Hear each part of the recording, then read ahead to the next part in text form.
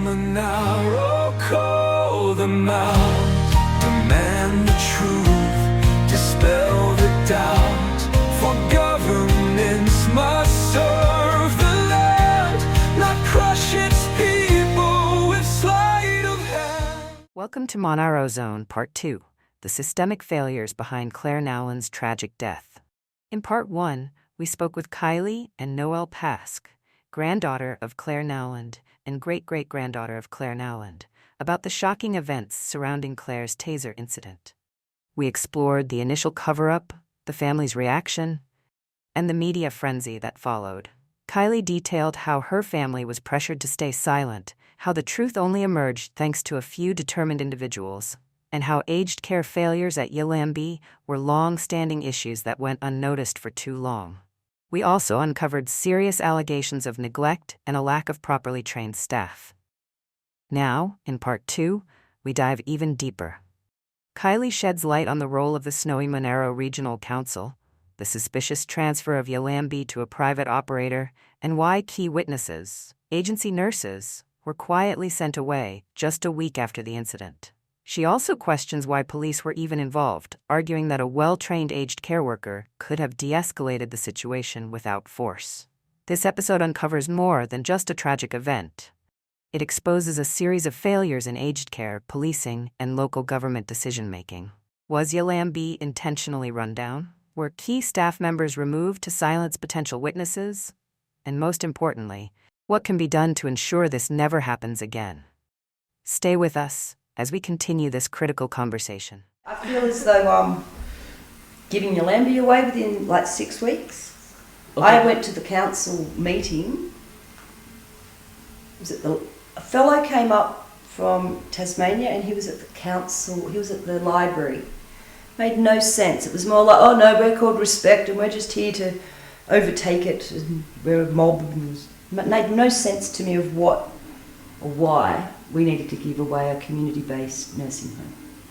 Do you believe that the aged care centre, the Yallambee aged care centre, was being run down on purpose with the intention of handing it over to a private operator? I can't say that, but I can definitely, I know staff that work there. I know how my nana was up there. Wouldn't surprise me at all. I'm not going to drop any names, but it's a small town, and when you're local, and it's not about who's local, who's not, but we're 6 generations deep, our farts beat us home. The new people to town, we see them, we know them, and who they are, they stick out too. So the stories have been horrific about what I've Tell me heard. some of those stories. Oh, just bad management, I've heard that many of the staff, the agency staff in particular, couldn't speak English. I wasn't even going, I was just going with some of the nurses that are up there, some of the bright-haired nurses. I won't drop names though, but yeah, it's very questionable. Questionable management, questionable nurses, and then let's talk about the agency staff. Yeah, their second language being not English. When you're dealing with good Aussie people, they need that firm communication, and they didn't have it. The nurses were sent back within the week. I messaged another aunt and I'm like, what were the nurses' names? She goes, it doesn't matter, they're long gone. Let's just dwell on that point for a little bit longer. Oh. You said that the nurses were sent back within a week. Is this a week after the incident? After the incident. Why would they send those nurses back when they would be primary witnesses to Wouldn't that be a happened? great question to be answered? Their names were all redacted as well. That's incredible. And the council have not offered one. I haven't received anyone's reached out to me from the council to offer support or an explanation. I don't think Christian needed to be there. He was there and he's done what he's done, but he should never have been there. Why were the police called? Like, is that the way things go? As soon as there's a problem at an aged care centre, you call the police? Wouldn't it make sense to call a family member to come and assist? Absolutely. I believe that they did call my aunt But being the early hours of the morning, and I think she did answer maybe the second or third call, but being the early hours of the morning, you can't expect someone, especially like an older lady, to have a mobile phone sitting right next to her bed. It's not, yeah. But they did call family members. They claim to have called other family members, but there's no trace of that. They wouldn't have called you, Kylie? They could have called me. They could have called, and being such a large family, there's plenty of people. They could have called down to me even. There was a lot more, I believe, could have been done. I don't understand how a registered nurse that is trained in aged care was unable to escalate a situation. Knowing my nana, she's not a violent person. She's not going to stab you. I understand that, anyone wielding a knife, there is a potential threat. You can turn the lights down low. You can blare the music. You can clap your hands. And having friends ways. that I've spoken to actually more recently who work in aged care, they said that they've been in situations quite similar. They sort of deflect the situation. They offer a cup of tea. There's any number of things you could do. A paramedic is also trained to, restrain a person. Why could the paramedics not do more?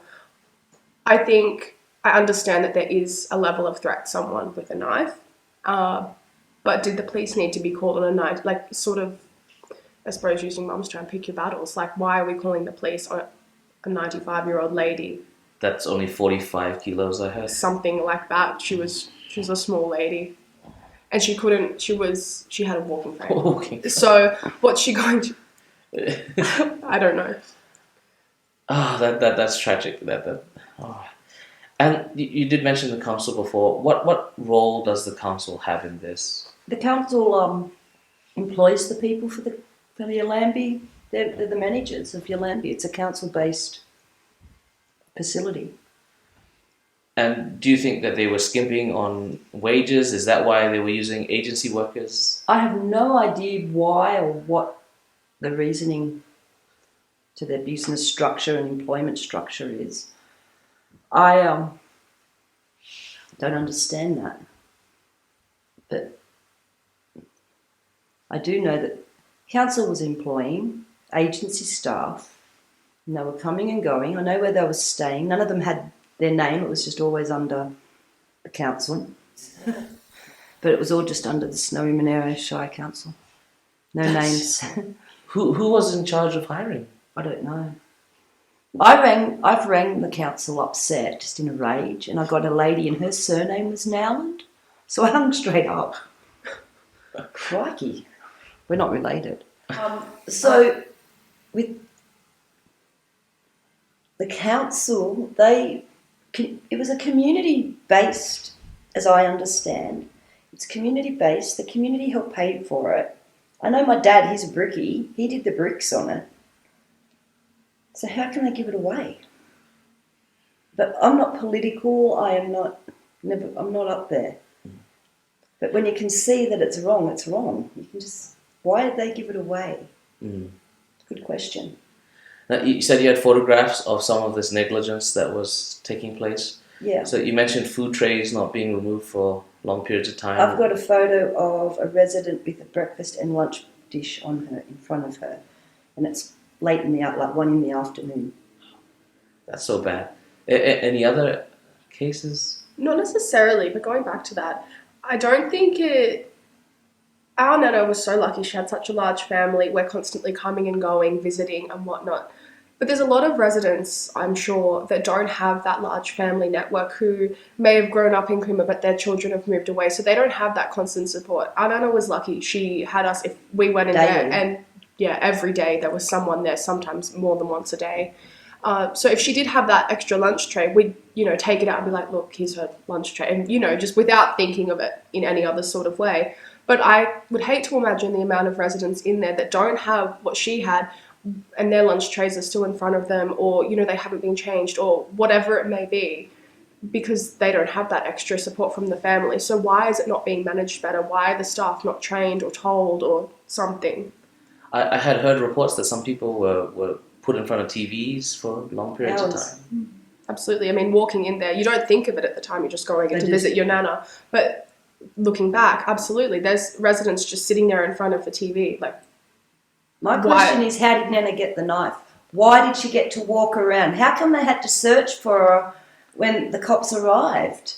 It comes back to the nurses, comes back to the bad staffing, poor staffing.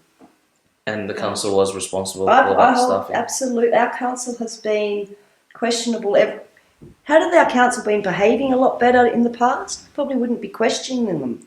But this just ices the cake. And my nana's involved, so now it's personal. And it's, yeah. But I forgive Christian for being there because I see Christian doing his job. It used to be the police service. It's now the police force. He's trained. Someone's got a knife and if they step forward, taser them. I've been trained to do this, but that's what he did. That's his capacity. And An aged care nurse, which I am and have been, we're trained with empathy and not force. I just want to confirm that you are an aged care nurse? I have been in aged care, yeah, and disability. So I worked at the Collaroy War Vets Home in Collaroy, and I was the RA, which is the Recreational Activities Officer. So it was my job to divert. All day, they're coming at you. You seen my son? It's like, yeah, he'll be here soon. Oh, good. Just take a seat and I'll make you a cup of tea. He'll be here soon. So as an aged care nurse, how would you have handled the situation differently? I would have whistled. What does that mean? I would have whistled. I think there was any number of things I you could think have done. Talk to anybody and they've all got their own expert advice. I would have, played music, made a cup of tea, offered her a piece of cake, turned the lights on. And then on all the footage that appeared from the trial that you could see Nana going through the home, looked like breakfast was already served. Why didn't they just offer her to sit down? But clearly she was scared. You see her back up? It's awful. I think the most simple of options they could have done is offered her something, a chocolate. She loved a sweet. Give her a chocolate. She would have dropped the knife and taken the chocolate. I just think perfect. It would have been the most simple of gesture that would have de-escalated the situation almost immediately. And then I think it constantly spirals back to the staffing and their training because there was none. Anyone could have de-escalated that. And I go back to it. I was speaking on Friday evening. I was speaking with a friend who actually works there now. And she said, she's young. She's 20 years old. She's working there. She could have de-escalated it. And she doesn't have the years of experience. Yes, she may have the training, but she doesn't have the years of experience dealing with these people. And she could do that. And she admitted that she had been in a situation similar and was able to de-escalate it. So why were these nurses with years and years of experience unable to do that? And so besides the police, has anyone else been held accountable for this? No, it's all lights on Christian. And he did it. I admit, he is guilty. He's Christian, the trigger. You lack patience and you lack empathy. But I bet you in a siege operation and weapons, and it was a bit, frightening. I bet you Christian's the man you need. It's like, stand down and you're tasered. But, dude, we're in a nursing home. You're overreacting. I think... But he was only doing his job. It took me a bit to get to that point. But then I'm like, how did Nana get a knife? How did these people... Hang on a minute. How can you lose her? Sit down on the end of the bed and start humming or read the Bible or say a prayer or ask some questions, clap your hands, whistle, turn the lights up bright, do something, change the scene, divert. I think what Christian did was wrong. I think a little bit of patience and, maybe, sort of taking in the situation a little better. I can understand him going in there not knowing what the situation is. There is a threat that they had been advised of. But it should never have come to that. He took 3 minutes. Yeah, he definitely could have, and he absolutely should not have tasered her. There's no question in that. But I think there was no real proper care given or training or policies implemented to de-escalate the situation. He would have behaved that way if it was my nana or if it was a baddie. And I think He did not see my nana. He saw a lady with a knife. He's been trained to get that lady or that man with the knife. So it's a tricky one. I suppose when you're a hammer, everything looks like a nail. exactly. And I think it would be in any field of work, you have policies in place, you have different things in place, you're trained to do certain things. He was really only doing what he was trained to do. Sadly. I'm trained to do my job and go through the different safety procedures for my job. They may not necessarily be applicable in that situation, but you do as you're told, you do as you're trained to do. So as much as, yes, he definitely could have assessed the situation better, he was doing his job. He was doing what he was trained to do. That's his capacity, man. I've looked at his head. It's big. He's a buffhead. I liked him as a police officer. I've seen him in Cooma. He's a family man doing his job. It's sad. You've got to just forgive him, because if you don't, you just get along really angry and sad. And what does that do? Nothing. So you just go, righto, and you go through the motions and you forgive him. I also forgive the family for we're all just winging it. What happened with the family? Well, I don't talk to any of them at all. Wow. None of them? No. Oh, my mum. My mum. There's more to this. I think any sort of incident like this, you can't expect everyone to have the same view. And speaking for myself, I love my mum, but I don't get along with everyone in the family, that's for sure, but I do love my family as well. So I think mum she's always been special. So having her different views and whatnot, I don't think the family were the kindest to her. I think you just need to take people for where they're at. Mum has her views on certain things, but that shouldn't take away from the fact that that's your cousin, your niece, your nephew, whatever. That shouldn't take away from that. And sadly, for our family, it did for them. I don't know why they can't just take mum for who she is and go, okay, this is her belief on this, but why are we slamming her right now, like in a time where we should be coming together? I think they're narcissistic. And I'm just done with their circular backstabbing, so I stepped aside. Which is fair enough. Choose love, Yep. self-preservation, self-love. Go where you're celebrated, not tolerated. Bless them all. But I ain't got nothing to do with them. And the way that mum was treated during all of this, I think, was very poor on their part. I'm not saying they have to be best of friends and see each other all the time and get along, but I think the way that they pointed the finger, as soon as something went wrong or a media snippet got out, they pointed the finger at mum. And she's my mum, she'd tell me.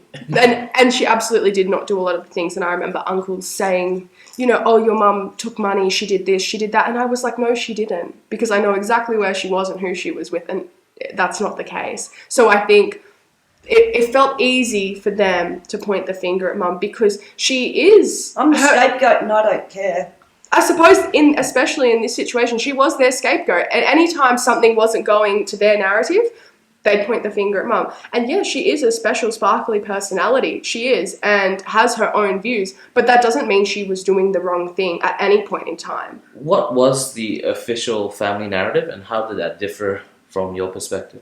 Well, really, we had, especially initially, now I suppose everyone, I don't know, I can't speak for everyone, but they may have their own thoughts, opinions, views. I think initially when everyone was pointing the finger and whatnot, it was like, Nana had been tasered, we're not talking to the media, we're not doing this, we're not doing that. And especially when the trial was on in November, they would also point the finger. They confronted my grandparents, who had absolutely nothing to do with the media whatsoever. And said, it was you guys, it was Kylie. You've leaked it. You've leaked it. But the media was sitting in the courtroom. They heard everything we heard. So it was easier for them to point the finger rather than just admit to themselves, the media is sitting in the bloody room with us. Like, I didn't go. I let them be important. And how many... I stayed home and prayed the rosary. Yeah. That's a and safe I place. just felt my to be. nana the whole time. Because you know what? Nana's at rest. She's up there. It's a earthly lessons now. So how long are you going to hold on to it and poison yourself? What's done's done.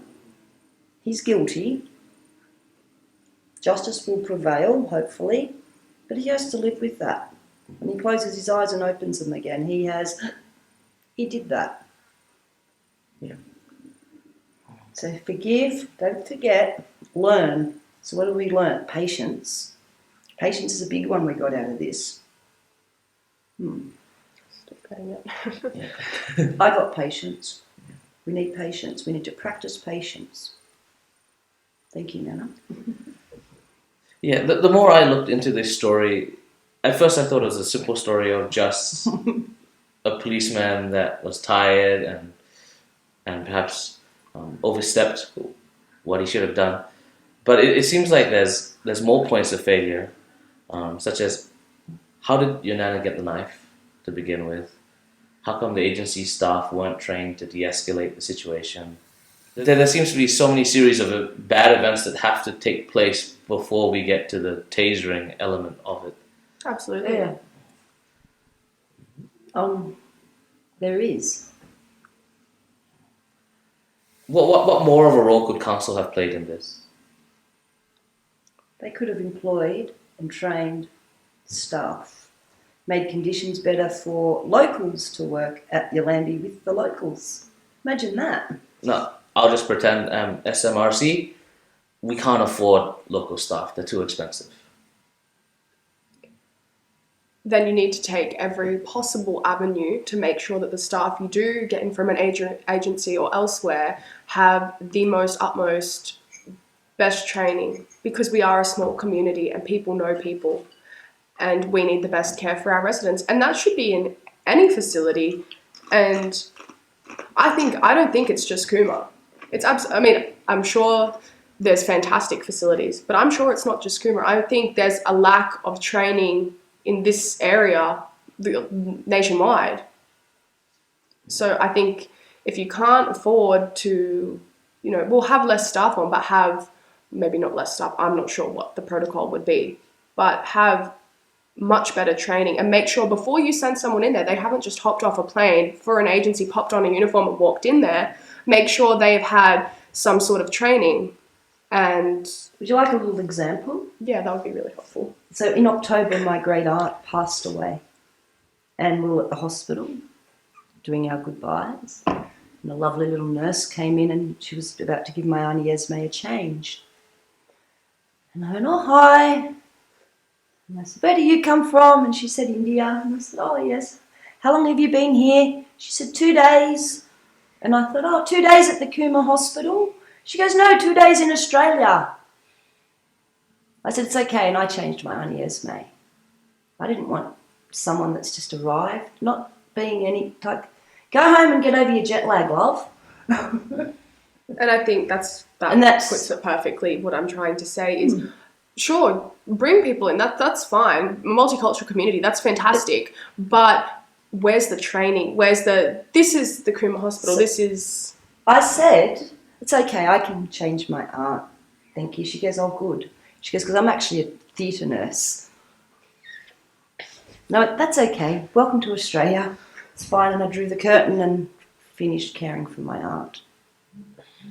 And you believe that was the common case in Yallambee at the time? Yep. This story is far from over. Join us in the upcoming episode as we uncover even more about this human tragedy. A series of failures in aged care, policing, and local governance that led to Clare Nowland's shocking tasering. We'll explore the ongoing fight for accountability, the impact on Clare's family, and what must change to prevent this from happening again. Thank you for listening to this episode of Monaro Zone. If you found this discussion important, share it, talk about it, and demand answers. Stay tuned, stay informed, and as always, keep questioning, keep pushing, and keep fighting for the truth. This is Monaro Zone, signing off. Until next time.